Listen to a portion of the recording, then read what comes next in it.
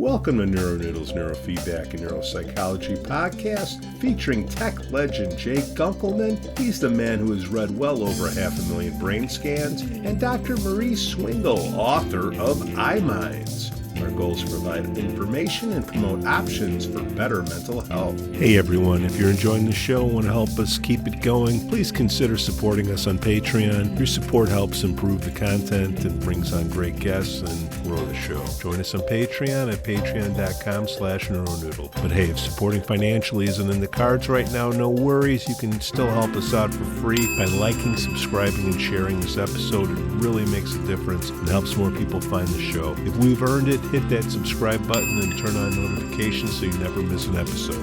The NeuroNoodle Podcast is supported by listeners and businesses just like you. Jay Gunkelman, Happy New Year.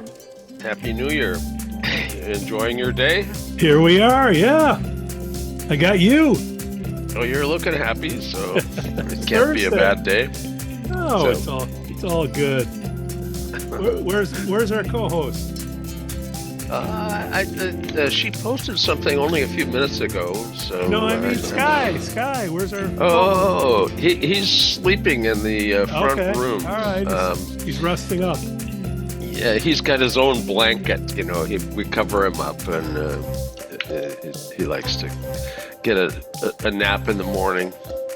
But you know, any little sound out front will wake him right up. You'll hear him at that point.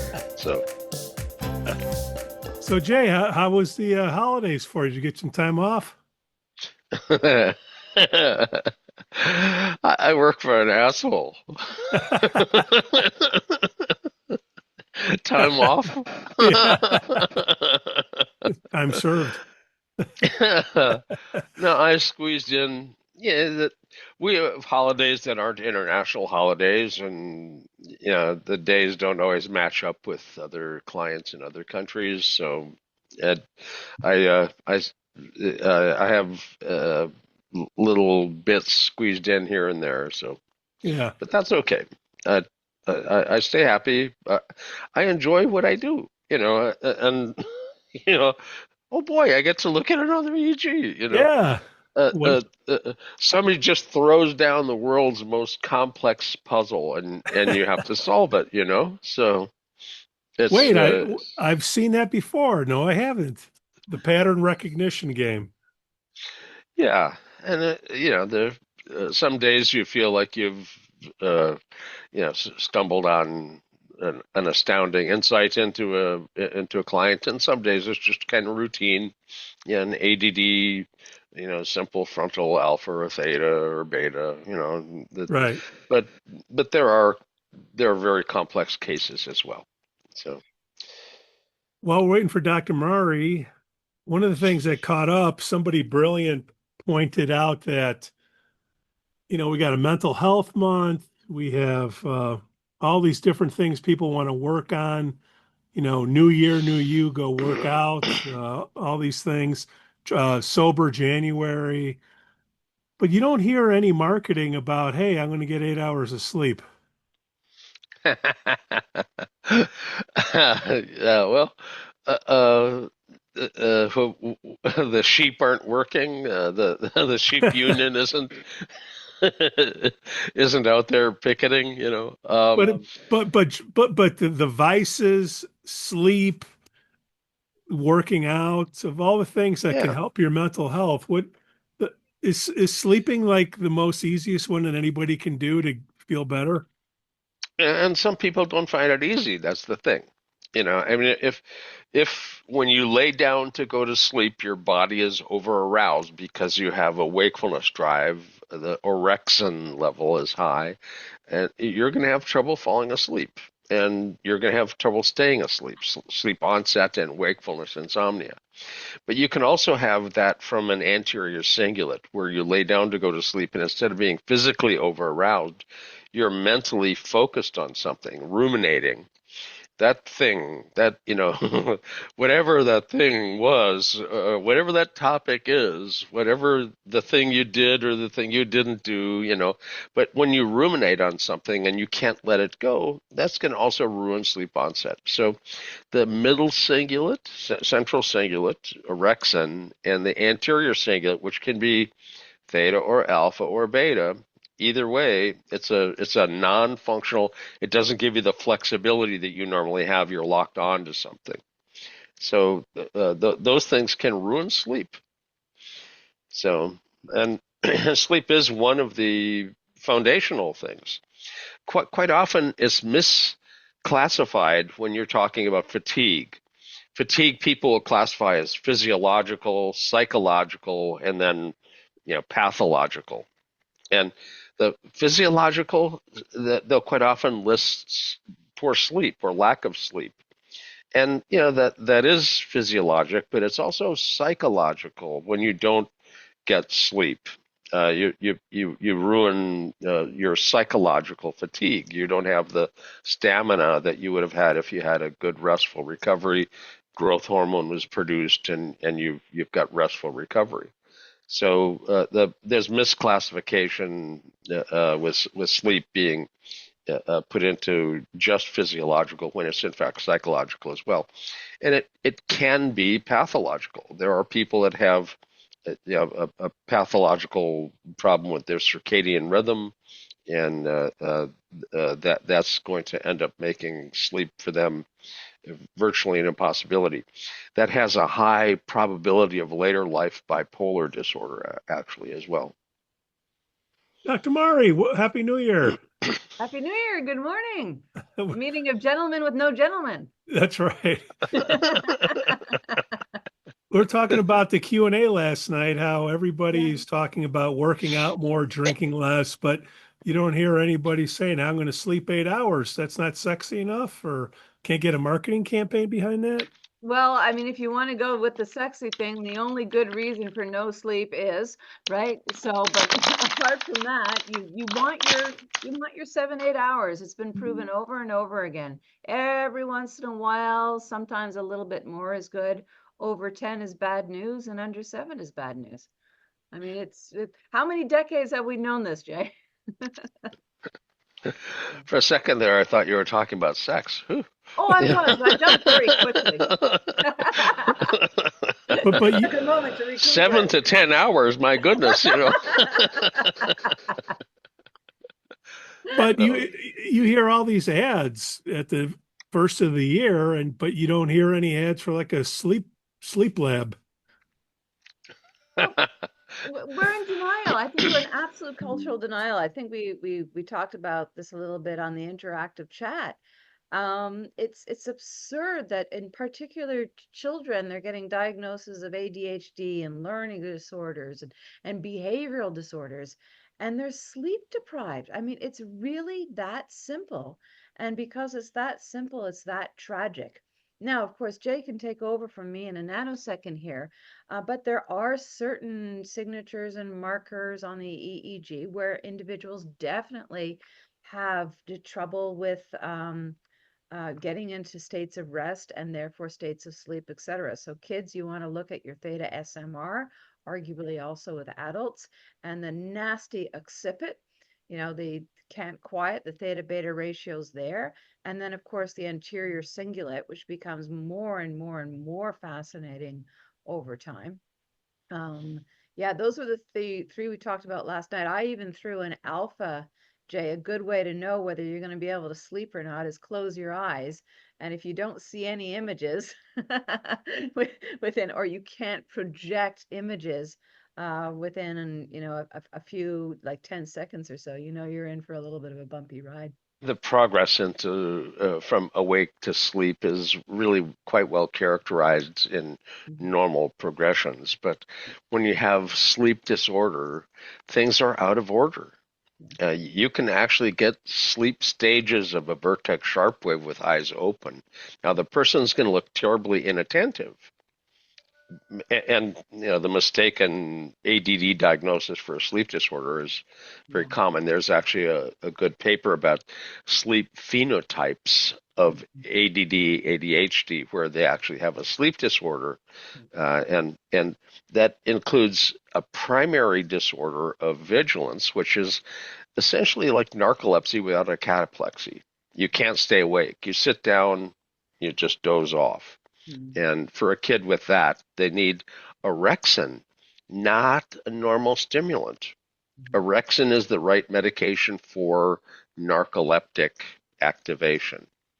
And you basically end up having circadian rhythm, where you can, it's a night owl, but once they're asleep you can't wake them up in the morning. That's a delayed circadian rhythm. Bright lights in the morning and melatonin at night to try and reset the circadian rhythm. But if you don't get that reset, there's a high probability of later life bipolar disorder. So it's important to get that early. And you can have disordered breathing, apneas, hypopneas, central or obstructive. You can have restless leg syndrome, where periodic leg movements. And there are those that have epileptiform discharges in their sleep. So their sleep is disordered because of that. Whatever is messing up your sleep at night, it's going to intrude into your daytime function. In a sleep lab, most of the people coming through the door, their complaint is a disorder of excessive sleepiness. I can't stay awake, and that's because of inappropriate quality of sleep at night. But to all of we clinicians, the first thing before you jump in looking at sleep disorders and ADHD, et cetera, just ask individuals how long they're sleeping, especially the kids, and get on good old-fashioned sleep hygiene, sufficient hours, sufficient wind down before you start playing with the brain, right? There's actually a Pittsburgh Sleep Inventory, Mm. which is a standardized self-report. It's a very brief screening.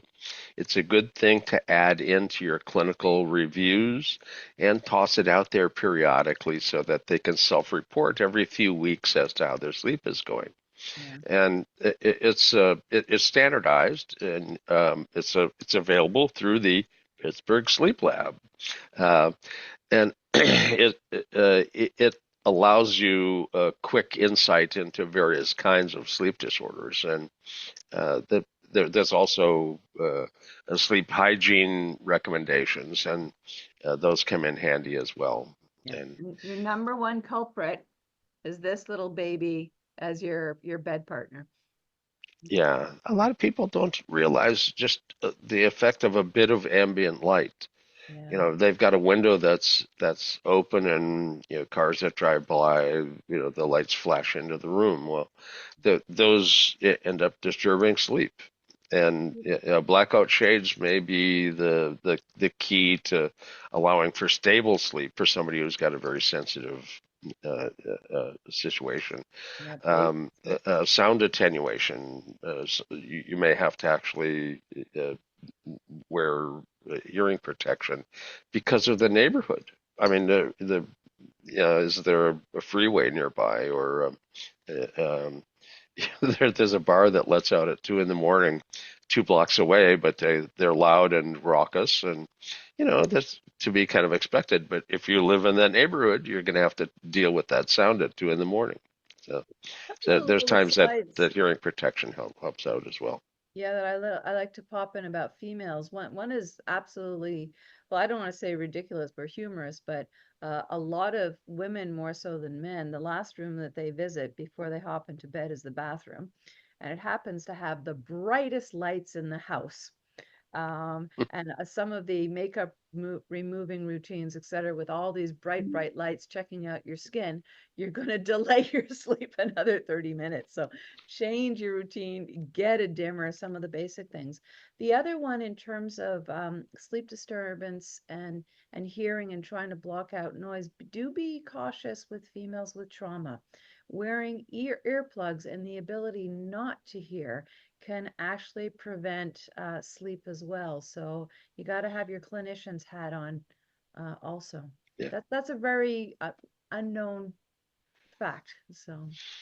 So your fatigue can come from poor sleep, but you can fatigue somebody with protocols, you know. Yes, good segue, Yeah. Jay. we in the brain, excitation and inhibition have to balance, or you're going to spin off high or low. And there are some people who do a protocol where they do one kind of training, and that's their intention is to do one kind of training, and the person gets to a point where they fatigue. Now, it may be that it's just too intense or too long, or the training frequency might be a bit different or something. But if you're doing one thing and the person fatigues, it's like going to the gym and holding the weight straight out. You know, nobody does that at the gym. Well, not for long periods of time. But you're going to fatigue, and you have to have appropriate uh, amounts of time and rest during your training. You don't just go to the gym and stick the weight straight out and stand there. So the how you structure the session needs some balance, and in the balance between SMR and either beta or suppression is very common. And if you do the SMR style training until you get your stability, but you don't want to become hyperstable or under aroused or incapable of arousal. So you have to balance it. And that's the clinician. You can see in the cue the need to do the stabilizing for sleep and the reactivation so that you're not just falling asleep. And but that balance has to be maintained. If you're doing a single protocol, you have to watch the timing and intensity and your settings. But if you're doing SMR and counterbalance, you have to watch the balance between the protocols. The clinician makes all the difference, you know. Years ago, Herschel Tuman had a chart he would have on the wall in his booth.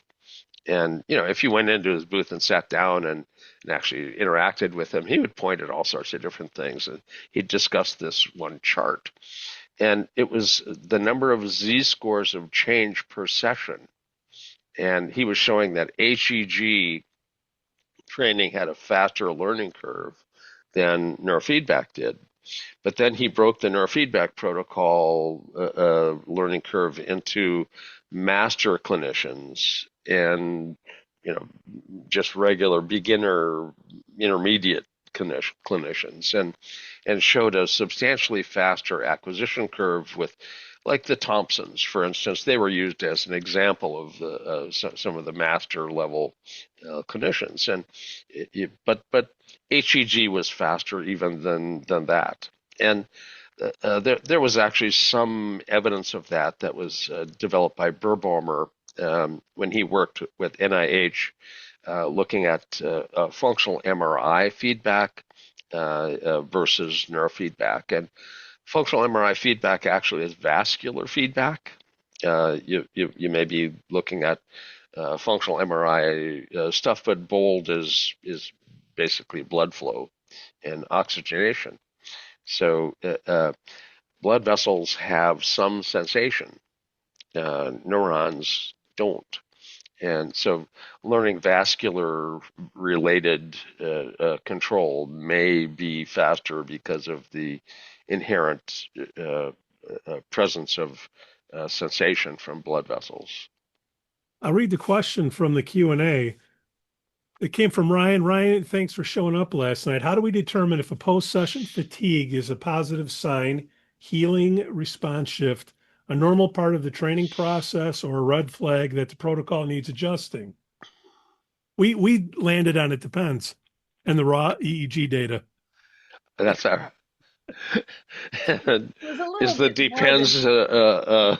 logo off our sponsor depends when off I say one we side. that's me. Then it was Dr. Marie was there, she had her 2 cents, but go ahead. No, we actually did get to I think the accurate consensus, but obviously Jay do take us deeper. But essentially, if for a young child coming in with ADHD, if they're not falling asleep in the car on the way home, or if they're not fatigued after, you're not doing your job, right? So you essentially want the brain to be working. It's kind of like a good positive workout. You don't have, your muscles aren't quote unquote sore or hurting, but you've actually, I think the example I did is, when you take your kid to the swimming pool and they're yay, blah, blah, blah, and they're tired in a good way afterwards for the movement and the exercise.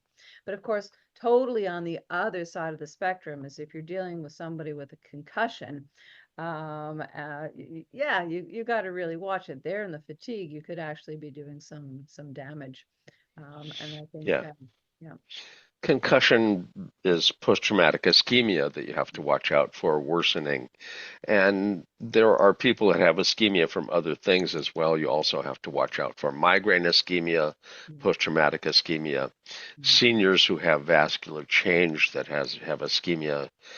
There are people that have ischemia because of a sleep disorder, and chronic hypoxia, and they end up having a slightly slow edge to their alpha due to, again, chronic low-level hypoxia. And at that point, if you overactivate an area that's got impaired flow, you can end up having worsening of the situation. If the area isn't getting enough flow and you work it beyond the supply line's capability, you're creating hypoxia. Hypoxia creates glutamate cascade. Glutamate cascade creates cell death. That doesn't sound like a good outcome to me, we had a successful training session, but we lost the client, so not the outcome you're looking for. So, Dr. Marie, we're talking about sleep, and you brought up kids, and I don't even remember anymore, but I do believe when I was a young tyke, I believe my teacher made me take a nap. Do kids have to do that anymore? Oh, I mean, I've heard all kinds of things. I think when kids are little, absolutely, but what is the appropriate age to stop napping? I'm not sure. I'm not going to venture out. I do know that as we get older, there's this complete bifurcation in opinion whether naps are good for you or not good for you. I would say, this might be a case where the literature isn't that important. Go with what you feel is good. If, one person can take a little cat nap and feel better for it, go for it. Another person takes a nap and they're a zombie for 45 minutes, etc. But I know Jay can take us further. Your brain is telling you something if you need that nap, which should tell you something about the sleep quality in the evening. But then it depends into the cycle of age. Sometimes the teacher needs a break. Yeah. Teacher needs a nap. Yeah. We had summer camp. We had naps for noon, but it was for the counselors. They needed a break, and it was just chaos in the cabin. There was we're swinging from rafter to rafter, doing things we shouldn't have been doing. But if you're very, very young, you have a need for naps, and they're built into your normal physiological circadian rhythm for a dip in the afternoon, and you can match that up with very young kids. Pre-K, kindergarten, first grade maybe, but second, third, fourth, fifth grade, getting them all to lay down and be still, you'd have to be standing over them, glowering at them to get them to stay still, Need a hammer. So, yeah, right spot, just the right spot, So. Well, for certain people, like when you first wake up, that first hour of the day, that's the most productive you're going to be all day. It's because you just woke up. Whatever the reason is, I'm the video editor. You guys will tell me what the reason is. But if you take a nap during the day and your brain is getting cleansed or whatever, and you feel refreshed and you have another 1 hour, doesn't that help to have two productive hours of the day, or that's just all in your head? Not everybody pops up like toast when they wake up. Yeah. Especially the people that have a circadian rhythm delay, waking up is very difficult. Their body is still asleep. They, they're yelling, to marshal their forces, but it's not happening. They're very, very sluggish and sleepy and groggy, and it takes time to get them, back awake. These are the same people that are drinking wine at night and Oh, well, don't that's feel. a Well, some whole some other people reason. need adrenaline to pop them up. I had an ex who was an emergency room physician, and she only went to work when there was lights and sirens. If it was an emergency, she popped up and she'd be the one you'd want there. Uh, uh, but she worked the night shift at Moss Landing, and it's this quiet little spot out on the coast. There's hardly any business there for a night shift. But so if it was a quiet night and she wanted to take a nap, she went and laid down, and she would tell the nurses to wake me up. I don't wake up well. I wake up as a nasty person. So open the door, flick the lights, and say, "Psycho bitch doctor from hell, paging psycho bitch doctor from hell," and that she would wake up laughing, and it was the only way to get her up without her being, just a grumbler. And so the staff could actually still interact with her without her being nasty to them. Yeah. But she was actually, if there was an emergency, you would definitely want her to be the one that's there. She was an extremely good doctor, and unfortunately she passed. But people get old. Yeah. They do. Yeah. There's But incredible variation, I would say, not just amongst persons, but within persons. So yeah, sometimes you do wake up most productive, a couple of hours, and then depending on your own sleep or the stage of phase in life, it can be very, very different. Yeah, as we say, vive la différence. It's not just in gender, it's just across all of us. Um, Yeah. but there is something to those twilight, early morning hours when, the house is quiet and the city or whatever is quiet, that it can be incredibly productive for a lot of people. And other individuals is just like, no, make the world shut off, for another Yeah. few hours. But yeah.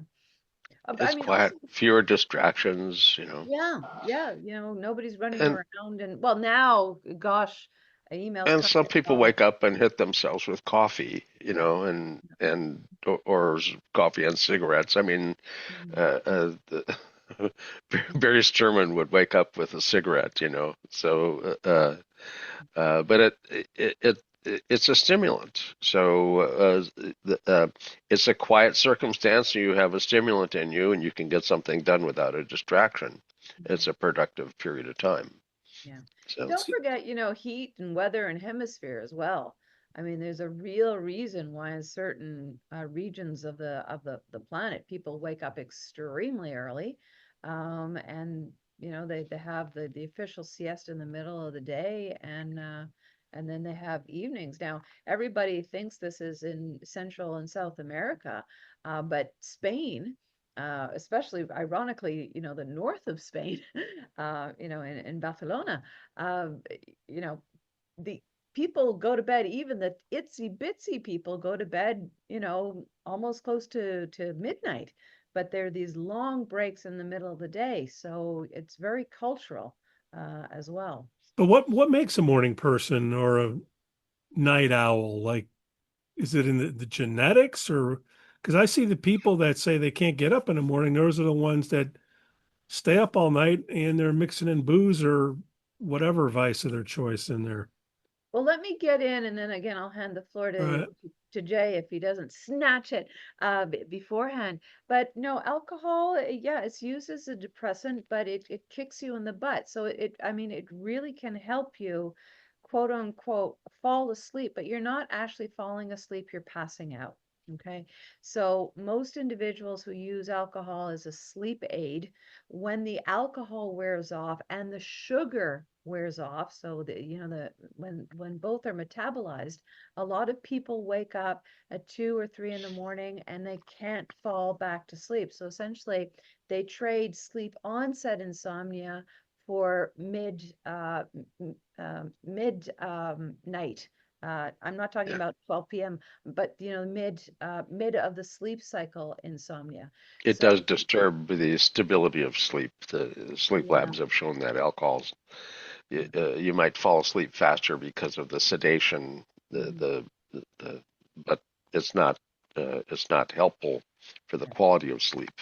yeah. And I would say the same for prescribed sleep aids. They help because people stop worrying about sleep, so they reduce the stress around sleep. But the restorative quality of sleep is just not there. This There's is what. very few Mhm, appropriate long-term mhm, sleep aids, yeah. and you can learn how to operate your brain and do sleep well.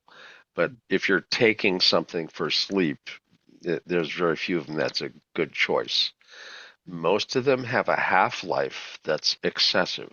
mhm, Yesterday, I looked at a case with somebody, and the person was on diazepam, just straight out old-fashioned Valium. mhm. And you know what the half-life of that is? If you're young and your livers and kidneys really doing its job, 20 hours. If 20 hours one half-life, 5 half-lives to get rid of something, the stuff you took on Monday is still hanging out with you on Friday. So you're slowly ramping up the amount of sedative that your body has in it. And now you're walking around dozy because you have a sedative load, and the person's got now some brain fog because they're not awake during the day. Anyway, the benzodiazepine 20 to 100 hours if you're older. If your liver and kidney aren't really in good shape, 100 hours. Yeah. Now that, and you'd think, well, that's nobody uses Valium. Well, yesterday I sat at a case that the person was being prescribed that, Oh, it's and still around. It's still around. Yeah. Lunesta, Zonata, Ambien, the half life on them is not so fast that you are waking up without a sedative effect in you still. Yeah. And if you look at the brain function or lack thereof during the night when you take some of those sleep aids, your normal brain that's supposed to be busy making restorative sleep isn't doing it. You've turned your brain off at night. You're doing what Michael Jackson did. Yeah. How did that work out for him? Hmm. You know, uh, uh, you can do Michael Jackson's sleep and be unconscious at night, but it isn't sleep. It's just being unconscious at night. And if that's what you're looking for, propofol is your thing.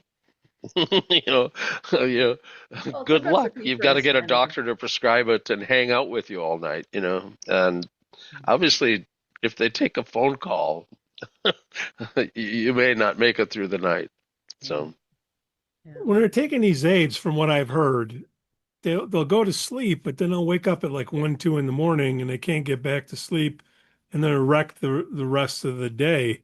Mhm. What's going on there? That just the rhythm is messed up? And if so, how do you fix that? Count sheep, literally? uh, resetting the rhythm is important to take bright light in the morning. Mhm. Now, they have light panels, they have light visors, they have all sorts of things, but get the hell outside and get some natural bright blue light from the morning's sun, bright intense light in the morning. And at night about an hour plus, about sunset time, not just before you go to sleep, but a bit before you go to sleep, sunset time. Melatonin. You're mimicking what your body would be producing at that point in time. And you're trying to trick your circadian rhythm into suddenly kind of catching the proper pace. So you have to force it. Bright light in the morning, melatonin at night. Eventually, the circadian rhythm kind of comes along with it, but it takes some time.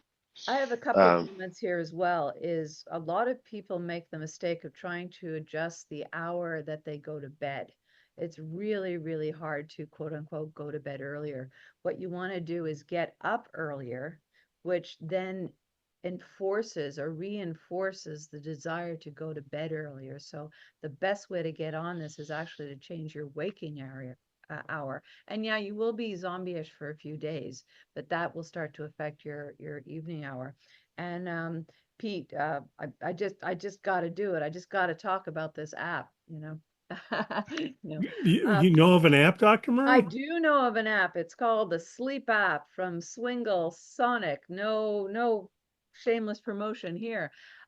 No, but we talk about counting sheep. One of the reasons why counting sheep typically doesn't work is you're cognitively involved with numerical counting. Okay, but what we do know is certain forms of breathing can really help. And so what we've done in the app, we've done the HRV, so the breathing rhythm you follow, as well as very specific harmonics that we know as a fact reduce beta and can also increase theta, just helping you get into, excuse me, stage 1 sleep. But the key again is if you over follow breathing rhythms, like I have to breathe in for 4 and breathe out for 6, or whatever it is, you can, if you're too focused on the protocol for sleep, you're going to counter it. So essentially, you follow the protocol until you're not really thinking about following the protocol, and then you know that you're starting to enter in. But yeah, jokes aside about the shameless promotion, we do have a very successful app, and we have the data behind it, and it's very helpful for sleep onset insomnia as well as waking in the middle. Can you do the calm then you With that, sleep? with your neurotherapy as well for. Obviously, there are some people that need some training to optimize their sleep. If you don't have a good sleep spindle, you have trouble falling asleep because the Vertex sharp wave will wake you up. Some sound is going to happen, and instead of the Vertex sharp wave having a sleep spindle, which allows you to continue to drift into slow wave sleep, it'll wake you back up. So sleep onset will be very difficult if you don't have a good sleep spindle. The sleep spindle is exactly the same thing as SMR. And Barry Sturman in his original work said, oh, by the way, if you train SMR, the sleep spindle density is increased at night.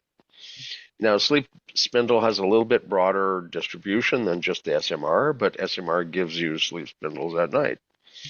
And so for sleep onset and wakefulness insomnia, SMR training is very helpful. Yeah. It's also helpful for people that have hyperactivity and other things too. But sleep is one of its strengths. And for epilepsy, SMR for epilepsy, one of the things that's really helpful with epilepsy is stabilizing your sleep cycle. If you're sleep deprived, your chances of seeing a discharge in the EEG increase by 50 to 70%. So getting good sleep keeps your brain stable and cuts down on the likelihood of seeing a seizure discharge. So SMR is directly beneficial for stabilizing, but it also helps stabilize your sleep, which ends up helping reduce the number of instabilities during the day. Well, there's an old saying which is very true and goes across disciplines, which is if you get control over sleep, you get control over everything. So the first thing you want to do is your sleep. And yeah, just reinforcing what Jay was saying, the SMR, particularly for children, It's about the SMR, the sleep, that affects the ability to focus in Yeah. school, and all of And the early this work in brings also ADHD. back in the reality that you have to have a balance. Yeah. I'm training SMR for sleep. And now I'm staggering around. I'm groggy and I'm under aroused and I'm goofy and I'm drunk like. Well, you're under aroused. You've shot past your balance on SMR. You need to have your counterbalance. So, the overshoot of training on SMR can be done. You can become hyperstable, excessively, stable, and it's not a good thing. Again, some people get sleepy and sluggish and under aroused. Some people get giddy and drunk like. Everyone's a bit different in how they behave. Like some kids, when they need to, just before they fall asleep, they get really wild and crazy. Well, some people get wild and crazy because of the SMR. So you have to have a balance, and either beta or suppressed training up front is usually what's done as the counterbalance.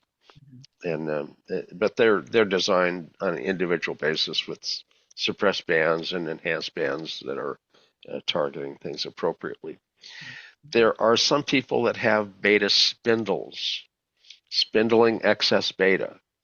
And the spindling excess beta at CZ or FZ can give you wakefulness physiologically or rumination, and that's a cingulate issue, and you need to suppress that and counterbalance that beta excess as you're suppressing that with SMR training.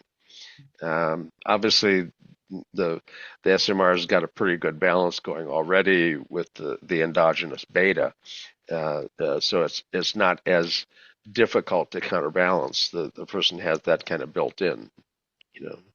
Seems to me that sleep is at the foundation of everything here, because if you're doing whether it's treatment or a training, if you don't have enough sleep, you're going to have to spend more time and be less efficient in the training or treatment if you don't have enough sleep. I wonder how many people are out there that are getting help that don't realize that, oh, wow, if I could figure out if I could sleep more. My point is, the number one thing that you should work on in neurofeedback is how to get better sleep. I'd Well, say It depends on the person, but if you don't have the sleep, you can't build on anything else. I'm trying to figure out what's the yeah, core. if you have the marker and you have the symptom, I would say there's no it depends here. It's yes. It's kind of like if you're starving, I mean, you're not going to be able to do anything without some, nutrition. So yeah, very much so. Well, you can go out with food for like a few months, water a couple days, sleep, Well, right? some of us, and of course, if we start to play with extremes, you're 100% correct here, Pete. But I'm talking about in normal situations.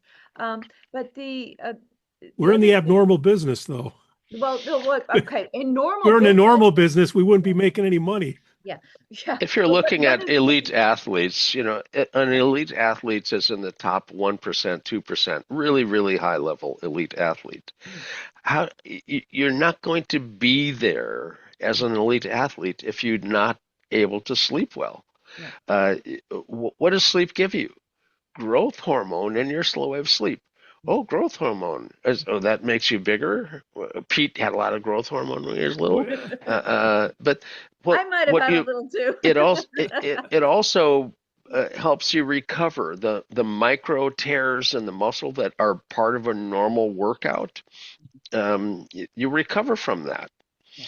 If you don't recover from that, you end up with a muscle tear or a muscle strain because of the lack of recovery.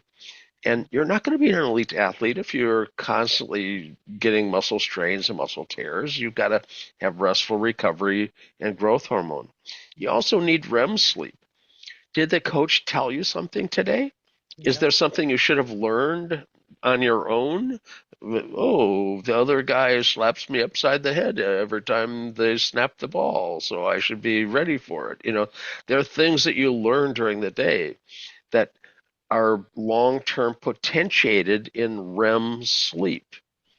So what the coach told you, the things you naturally learned on in your sport or in your life, that has to be long-term potentiated, and REM sleep is when that happens. Yeah, So physical and cognitive, it's extremely important. how can you be all you can be if you're not sleeping well? You're not going to be all you can be. Now, one little thing that I wanted to throw in there, Pete, we were too busy laughing at each other. But for children, we do not accept young clients after 5 p.m., period. They're just too tired to train. They're falling asleep. You're trying to keep them awake rather than, the brain just, yeah, it's not worth it. They're wasting their money and you're going to get a bad rep. Jay, Talked would you about concur with that? Sometimes when you're silent, we have I disagreements. just analyze data now. I don't see patients face to Right. face Yeah. for sessions. It keeps me out of trouble. Okay. Dr. Marie, I'm going through my AI generated notes. I know I was there, but I don't remember this. Photobiomodulation in the first 10 minutes of a training. How does that Yeah, help? there's a lot of things, and it's funny because last night I think I sent you a little note very early this morning. Maybe everybody was still asleep, but I was I Yeah. actually saw it. referring to the to the app as well. So doing HRV 10 minutes before biomodulation, and also our app, the BrainCom app, which pairs the HRV with harmonics. There are a lot of treatment potentiators out there. And again, ours is one of them, but just doing 10 minutes of HRV photobiomodulation, as well as our app, the BrainCom, can really potentiate. I don't know if people are interested in seeing data, but I mean, we do our pre-posts, so we're not just talking about um, the outcome of the whole session, but we we we do the pre-post on the app and then on the end of the session, and it's very, very strong. So those are things to think about. Sometimes cranial sacral, same thing. You do 10 minutes of that, things that help to regulate quiet and calm. Now the mechanisms of action of all of these are different, but it's definitely something to look into. But also in the be cautious, especially with photobiomodulation, you don't want to be too aggressive too quickly, right? So that's the case with some of these things as well. The mechanism under stimulation technologies like TMS, TDCS, TACS, photobiomodulation, being done prior to the neurofeedback. First of all, in a TMS office, you have to realize that there's a limitation of TMS and psychotherapy being done in the same day, that you can't bill for psychotherapy and TMS at the same day for the same therapist. So there's some limits, but what you basically see is that there's a neuroplastic period after the stim. The stim has changed the physiological systems. They may have entrained them into a different frequency. For instance, you've done photobiomodulation at 10 at the back of the head. Your alpha's kind of followed up to 10, but your endogenous alpha might have been 7, and you're having some cognitive decline issues. So that 10 has helped you. But now that you quit flashing at 10, there's variability as you reset to the strange attractors that had you at 7. Well, variability is perfect for operant conditioning. Variability is a good operant. You can't train a stable operant. There's no spontaneous change. What are you going to learn from? I'm feeding back. I'm feeding back. I'm feeding back. No, there's nothing to learn from. But if it's going up and down, I'm feeding back. Oh, there you go. Oh, good, good, good. No, not that way. Oh, good, good, good. There's variability, and that variability makes for a great session. And if your patient looked stuck, try some stim technologies as a primer or a stimulation before your session to optimize neuroplasticity. And Uri, many, many years ago, found that DC stim seemed like it made the neurofeedback work better, but he was reluctant to say anything about it because, first of all, he couldn't figure out what the freaking mechanism could be. Why is this doing that? So rather than tell people this makes that go faster, there wasn't any horse race. The people are doing just the neurofeedback and people are doing the stim and then the neurofeedback. And is the neurofeedback faster, in fact, for the group that gets the stim first? If you haven't done the experiment, you can't claim the result. And that's conservative, calling it out with science. So Uri was reluctant, but the experience was that it was better. And the same thing with a lot of people now. They've seen photobiomodulation and neurofeedback or other things and neurofeedback. It seems to work better. And we still haven't done the appropriate horse races, randomizing people into protocol. You don't know if it's better or not. So there's no real ethical problem. You can randomize people into one protocol or another. And until you actually see that there is a difference, and at that point, there would be data that would be used as evidentiary proof that this is a better deal. Now, if everybody has the feeling, it might be totally correct. But it's also very nice to have somebody validate everybody's feeling is in fact correct. I've got some data. Good. Data. I do. Data needs publications, and publications get presentations, and I'm guilty. I've got tons and tons of presentations. I share the data, but I'm shy on the publications. Duly noted. Duly noted.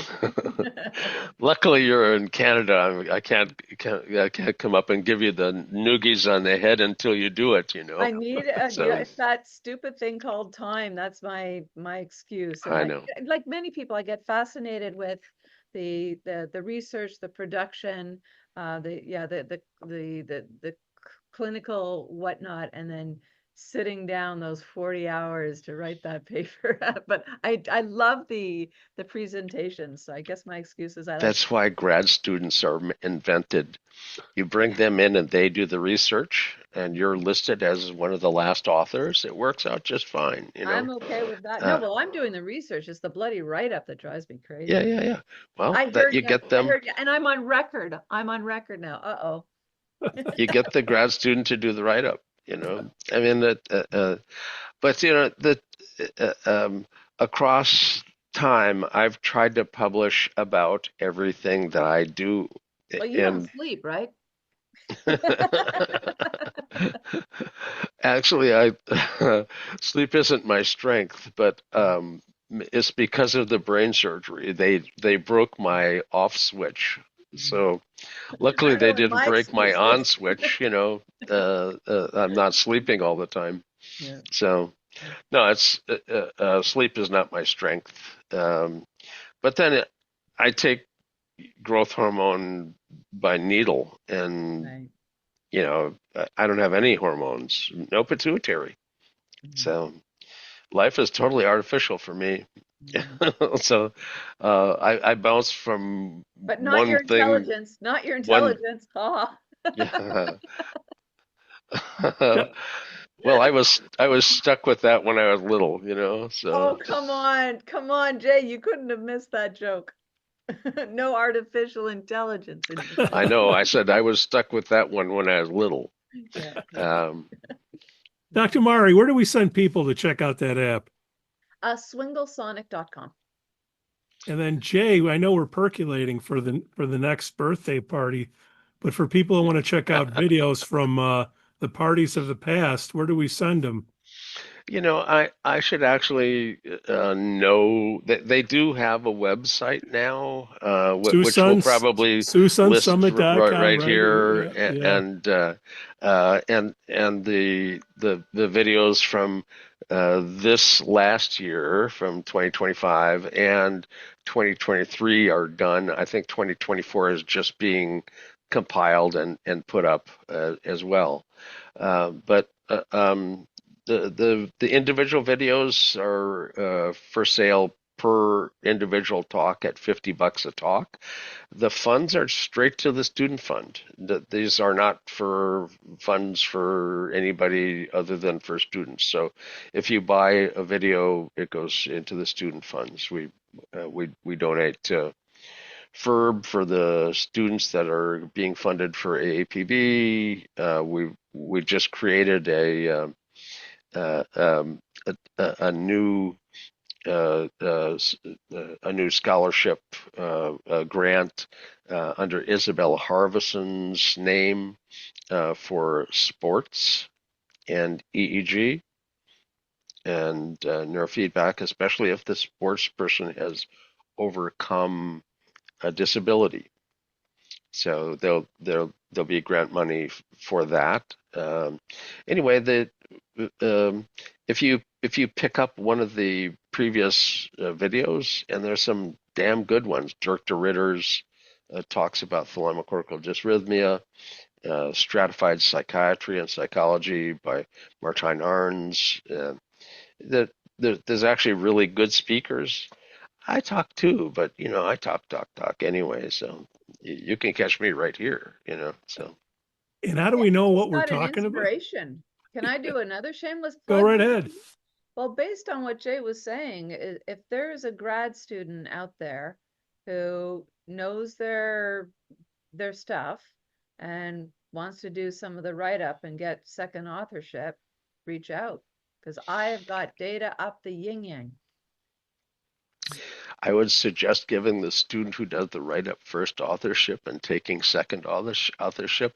If you look at major publications, the last person listed is usually the head of the department. Well, then they'd have to come up here and have hands-on.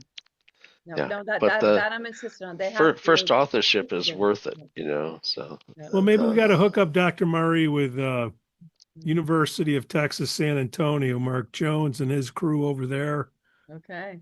He's got a nice little output of peeps. There's Montreal Neurological up there in Canada. They're awfully sharp there. Maura Beauregard does neurofeedback work, and they've got plenty of high-level grad students. And that's not the only institution in Canada. It's just one that comes to mind. Mm-hmm. So. All right. Well, where do we figure out what we're talking about? You, the listener, the viewer, showed up Wednesday, 6 p.m. Central Time, 4 p.m. Pacific. You came on, you asked questions, we answered, and then you said, hey, I want to know more. Here we are. We're telling you more. Every Wednesday, 6 p.m. Central. And when I say every, go to YouTube, go under live. You can see the schedule of all the Q&A so you can see when we're showing up. Most often, we show up Wednesday, 6 p.m. Dr. Marie, Jay Gunkelman, thank you for another great beginning of a new year. Thank you. All right, everybody. Enjoy the new year. Get some sleep. Hey everyone, if you're enjoying the show and want to help us keep it going, please consider supporting us on Patreon. Your support helps improve the content and brings on great guests and grow the show. Join us on Patreon at patreon.com/NeuroNoodle. But hey, if supporting financially isn't in the cards right now, no worries. You can still help us out for free by liking, subscribing, and sharing this episode. It really makes a difference and helps more people find the show. If we've earned it, hit that subscribe button and turn on notifications so you never miss an episode. The NeuroNoodle Podcast is supported by listeners and businesses just like you. Hey everyone, here's a quick message from our good old buddy Joshua Moore at Alternative Behavioral Therapy. I'm preparing to do an introduction to QEEG phenotypes. This is my first workshop on the topic, and this is just the introductory overview of the project. This is going to be very, very basic. So let's review each phenotype. We're just going to go through them one by one. If you look at the DSM-1, 2, or 3, and you look at the first chapter, it actually acknowledges that the DSM in mental health is just, quote, a descriptive adaptation, unquote. We're going to customize the interventions and tailor them to the individual's brain activity, not just applying the treatments or trainings to to the individual's phenotype and maybe even their variants, but also customizing the protocols themselves to fit that person's individual unique frequency patterns. Maybe a dozen ways to have excessive energy in your nervous system, and then there's an infinite amount of ways to relate poorly to that excessive energy, which means that there is a lot of variations in what someone might call anxiety. And that doesn't mean that we're talking about the same thing when we're talking about anxiety. So, complicated stuff. But when we look at a brain map, we get some basis in which we can start talking about what is this energy. Then we have to go to the client. We have to start talking to the client about what is your association to this specific kind of energy that I can see now. Then we get to care about things that insurance doesn't restrict us on. We get to care about the person in a broader way. 85% improvement in mental health report following pairing a medication with a specific phenotype. Geez. Okay, have you seen 85% in any mental health studies for any medication? I'm going to be going over a whole bunch of different types of tests, assessments, and things that can be used that have things called neurocorrelates, which you saw some of those already, better success outcomes. That's what we really want. We need better predictive power. We need better individualization. That's what we want.